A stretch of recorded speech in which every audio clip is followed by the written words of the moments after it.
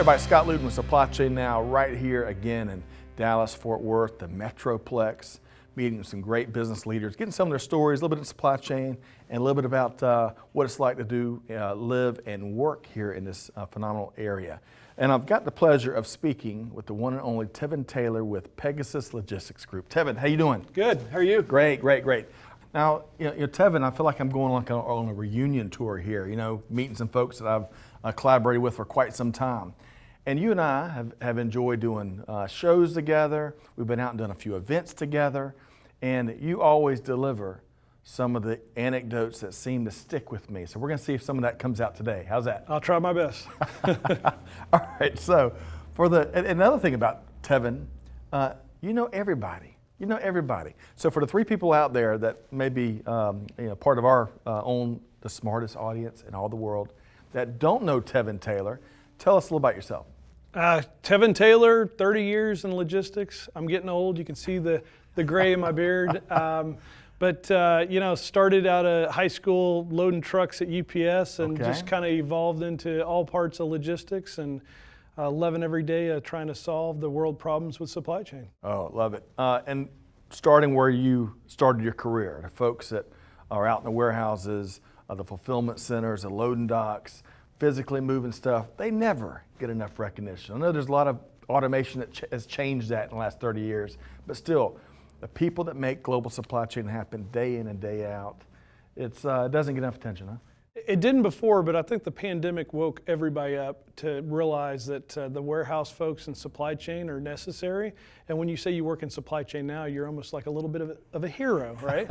So it's kind of nice. Yeah, wearing capes these days, wearing capes. Okay, before we get into a couple more things about the local Metroplex here, you went to Texas A&M. You're a proud Aggie, is that right? Yes, sir. Class 2000. Okay, you're even named after an A&M football coach, is that right? My middle name is after Emery Ballard, but my middle name is Emery. So my first name's Tevon, which is confusing enough, so I didn't switch to Emery, so I just stuck with Tevon. And you were telling me about your siblings, because I think they all start with T, is that right? That's right. Yeah? So there's 5 of us, so it's Tevon, Taryn, Ty, Thurston, Tiffany. Okay, man. A big house of Taylors. Yes, sir. And then one other thing, so beyond the Aggie fandom and being an Aggie alum, you and I have talked a lot about all things aviation, from models to air cargo, you name it. What made you an aviation buff? Growing up, my dad was an aeronautical engineer. He was General Dynamics, Lockheed Martin. Out of college, he actually worked on the Apollo program for NASA. Wow. So when you're a little kid and your dad brings home F-16 models and pictures, it's hard not to be a buff. But I love airplanes. Ironically, when I graduated from college, I'd only been on an airplane twice, though. So my dad ended up having 8 kids, and with 8 kids comes no money. So unless you're Elon Musk, but that's a little different. All right, I'm with you. So much like you, let's see, when I went to the Air Force, I was 17 years old when I graduated high school, not college. Man, that'd be Doogie Howser. Yeah, no kidding.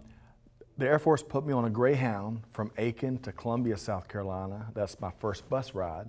And then soon thereafter, I'd have my first airplane ride from, I think it was Augusta, Georgia, to San Antonio, which is, of course, the gateway to all things United States Air Force. So, sometimes that first experience really sticks with us.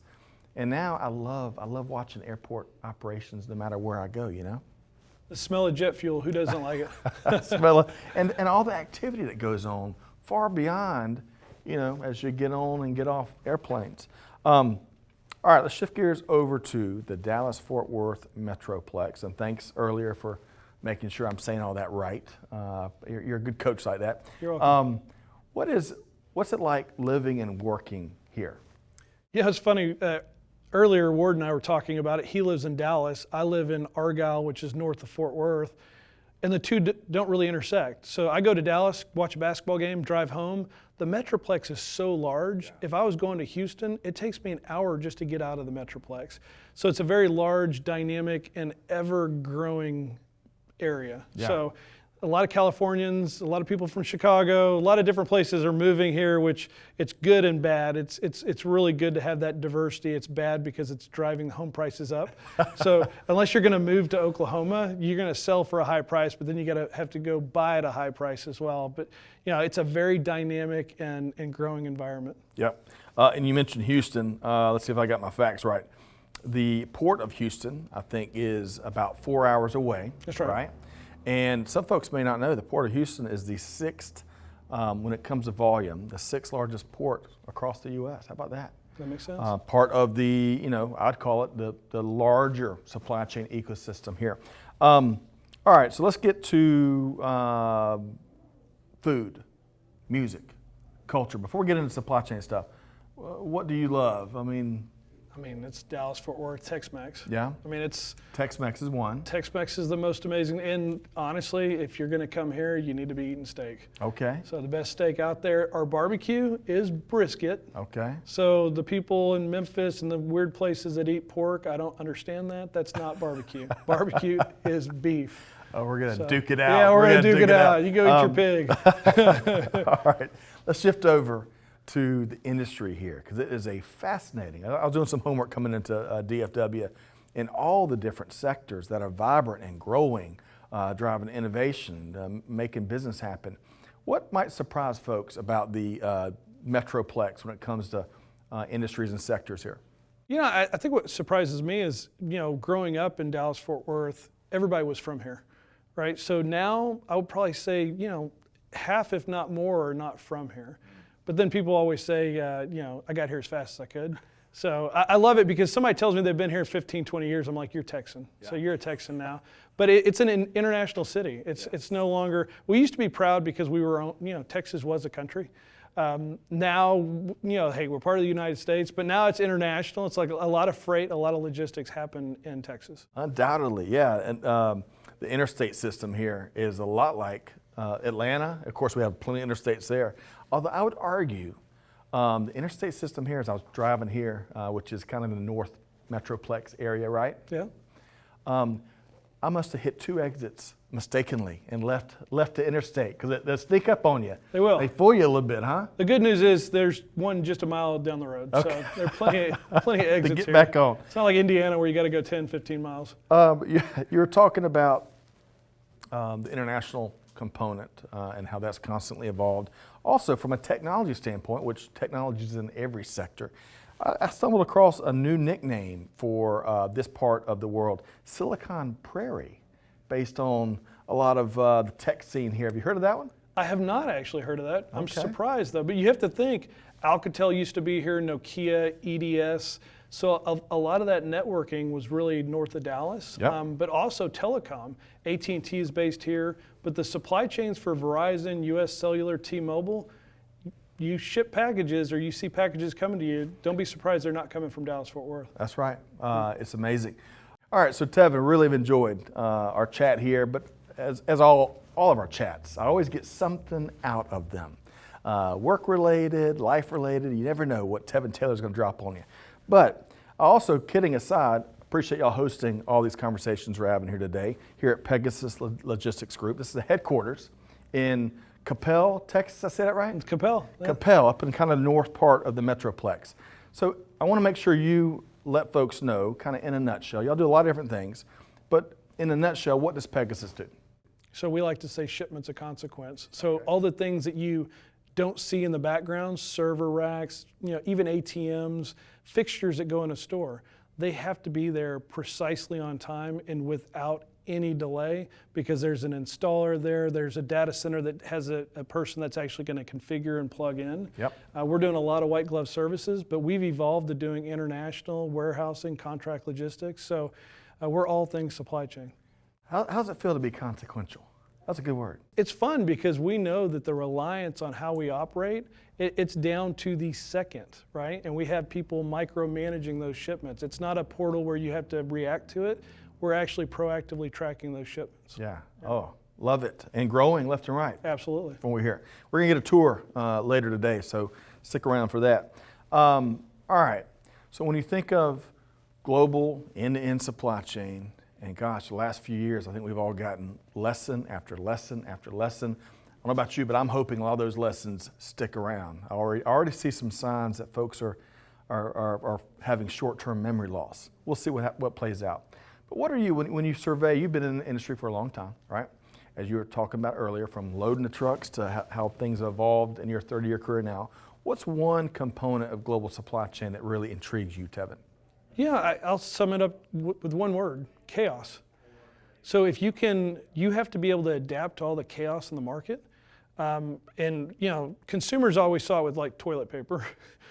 Why is my toilet paper not on the shelf? That's pretty level setting, I think, right? It is. I mean, when you see a difference in supply and demand, you have to balance. But geopolitical events, like right when we think ocean's under control, well, then you have drones bombing ships. Right. Or you have a container ship stuck in a canal. So that chaos you have to manage, but it's intriguing because every day you wake up, it's going to change. Yeah. It can be tariffs. You have to adapt to that. So a lot of changes, but I love the chaos. And to me, if you can handle that chaos, you're going to love supply chain. If you want things to be the same every day, then it's probably not the right job for you. That's right. Man, solving problems. And you and I both know plenty of folks that love a good problem to solve, big and small, old or new.